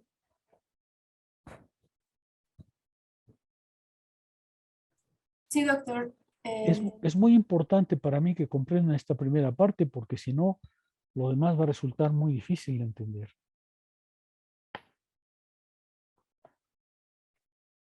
¿Me escucha? Comentarios. Sí, Ah, sí. comentarios. Me gustaría escucharlos, a ver qué han podido percibir de todo esto. ¿Me escucha, doctor? Sí, sí te escucho. Me parece muy interesante justo lo último que acaba de mencionar acerca de el alma siendo un orden, porque eso creo que hace que sea como más objetiva la idea del alma, en tanto como una función más práctica a un sentido a lo mejor incluso existencial, que es lo que podría ser el alma en las religiones, ¿no? A lo mejor como un elemento así como incluso subjetivo a partir de cada religión o cada visión de, digamos, de las realidades. Pero pensar el alma como un orden creo que a mí es lo que yo rescataría de esta última parte. Es un orden y un orden del pensamiento. El alma no es más que una idea del pensamiento, una cierta estructura del pensar. Para Spinoza ese es el alma y no hay adicionalmente ni voluntad ni nada. Acuérdense que, por ejemplo, Platón sostenía que había tres almas, ¿no? O tres partes del alma, tres fragmentos del alma. El alma racional, el alma irascible y el alma concupiscente. Hay muchas discusiones entre los platónicos de si realmente veía así las cosas, pero es la Vulgata la que en cierto modo se impuso así. Entonces el alma para Spinoza, para Platón, el alma racional estaba en la cabeza. El alma concupiscente estaba del ombligo para abajo y el alma irascible estaba en el pecho, ¿no? Y entonces dice Platón, el demiurgo colocó el alma concupiscente, el alma deseante, lo más lejos posible de la razón para que haga sus destrozos, ¿no? Había un monjecito, no es un monjecito, era Casiano, ni más ni menos, ¿no? No es un monjecito, es un teólogo muy importante, que decía, era un abad, que decía, mire, el ser humano es obra de Dios de la cintura para arriba y obra del diablo de la cintura para abajo.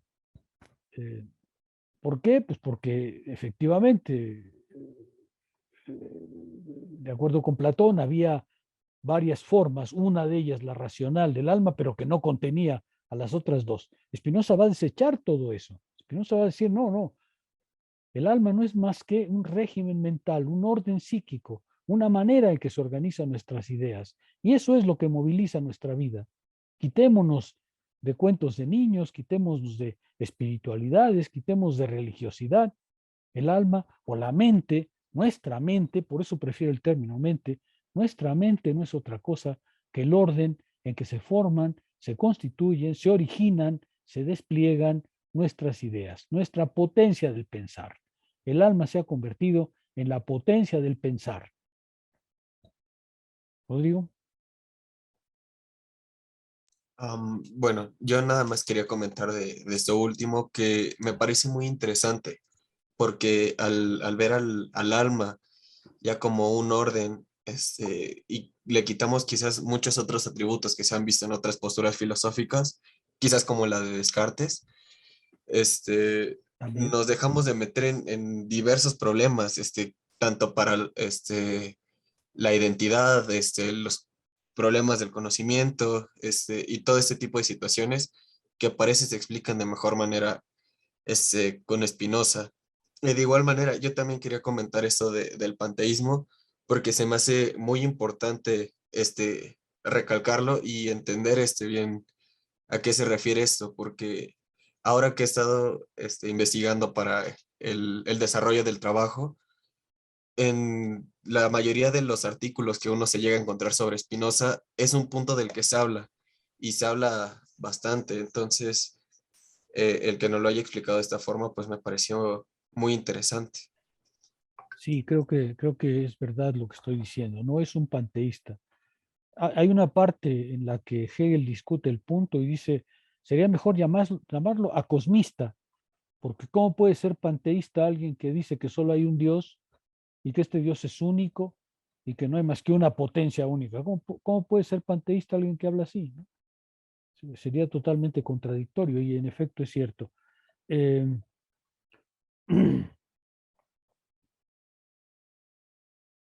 Spinoza quiere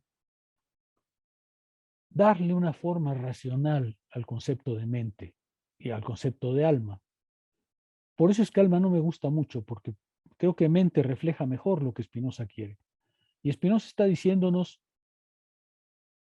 el orden que moviliza nuestra vida pensante es un orden material, objetivo, real, ¿sí? Tiene su propia objetividad. No es algo insulfado por Dios no es un don venido de no se sabe dónde, es simplemente parte de nuestra naturaleza, porque parte de la naturaleza vital, no solamente del ser humano, sino de la naturaleza en general, es ser pensante. Para Spinoza, les decía hace un momento, todo tiene un alma, todo. Especialmente los animales tienen un alma. El alma humana es diferente, por eso al principio va a hablar simplemente de alma, no del alma humana. Al principio del de mente no dice alma humana, dice siempre mente solamente, mente en general. Y luego hablará del alma humana, porque esta es una particularidad de algo que la naturaleza ha puesto en muchos seres vivientes. ¿Por qué? Porque la naturaleza ha puesto en todo ser viviente esa capacidad de percibir, de sentir, de reflexionar, si se quiere hablar en esos términos, ¿no? Los animales también perciben, sienten, tienen afectos. Pues eso para Spinoza es parte de la naturaleza, parte de la vida. No tiene por qué ser puesto en el ser humano como algo excepcional, ¿no es cierto? Spinoza acaba con esos cuentos de niños de que primero le dieron el cuerpo y luego dijo, y venga el alma para que se mueva. No, eso no. La naturaleza no funciona así. No hay un Dios creador, solo hay una naturaleza creativa que creó la vida y al crear la vida, la creó, entre otras cosas, pensante, corporal y pensante. ¿Sí se ve? Spinoza quiere naturalizar todo eso. Quiere darle sentido objetivo a esas ideas que la tradición nos ha vendido, más bien desde el punto de vista religioso, es decir, supersticioso. ¿Sí queda claro? Vean ustedes la enorme carga que Spinoza está dándole a las cosas. ¿Algún comentario? ¿Qué les parece? Me gustaría comentar su opinión. Ya escuché a Daniela y escuché a Rodrigo, pero no escucho a los demás. Se puede decir, por tanto, que esta definición que está dando Spinoza ya del alma es quitarle múltiples adverbios o atributos posibles para definirlo ya de una manera racional, ¿no? Creo que justo llega a decir en un momento toda determinación es una negación, que cuando estás conceptualizando ya algo por medio de la ración estás quitando los atributos que no le corresponden para determinarlo en algo concreto. En este caso, que es el alma, por ejemplo, eliminar esas características religiosas, productos de la imaginación, como puede ser el panteísmo, para ya estar definiendo a Dios o el alma por medio de la razón. Así es. Así es. ¿Se acuerdan ustedes en el mundo prehispánico cómo apareció el hombre? ¿O no conocen la historia? ¿Mandé? El Popol Vuh. El Popol Vuh es una de las versiones del sur, ¿no? Más bien de la zona maya. No, en el altiplano. Aquí también tenemos una explicación. ¿Cómo aparecieron los hombres? ¿Se acuerdan del calendario azteca? Ahí está más o menos explicado. ¿No conocen la iconografía del calendario azteca? La verdad no, doctor. Tienen una moneda de 10 pesos en la bolsa, porque ahí está. Creo yo que ahí está el calendario azteca. O sea, lo llevan en la bolsa, pero no tienen ni idea de qué va, ¿no? Bueno, por lo menos para los mexicas era que de Castipoca y Quetzalcóatl se sentían solos y por eso crearon a los seres humanos, ¿no? No. Ahí nace el mito de la creación. No. No. O la leyenda del quinto sol. Es que había varias, pero... Esa es más cercana. Estamos en el quinto sol, estamos en la quinta creación. Ah, es cierto.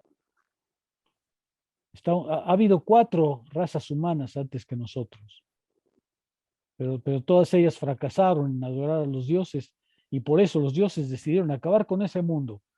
Y una vez acabó con una inundación, otra vez acabó con un temblor y así. Y entonces somos la quinta creación humana. Y entonces, como somos la quinta creación humana, estamos en el quinto sol y por eso, dicen los mexicas, tenemos que adorar a los dioses para que no nos destruyan, igual que les pasó a 4 generaciones humanas previas. Y por eso hay que sacrificar hombres y mujeres, y por eso hay que sacar corazones y sangrar, y todas esas cosas que ya se les olvidó a los que bailan ahí en el Zócalo supuestamente mexicanos, ¿no? A ver si esos mexicanos serían capaces de esos sacrificios, pero en todo caso bailan, no sabe muy bien por qué, pero los originales decían que había que bailar y sacrificar hombres y mujeres para que los dioses no nos destruyeran como quinta generación de raza humana. Vean ustedes, o sea, Spinoza está diciendo, es real que nos piden sacrificios a veces extraordinarios, ¿no? Bueno, en fin, háganme un favor, ya por favor lean la segunda parte del Demente.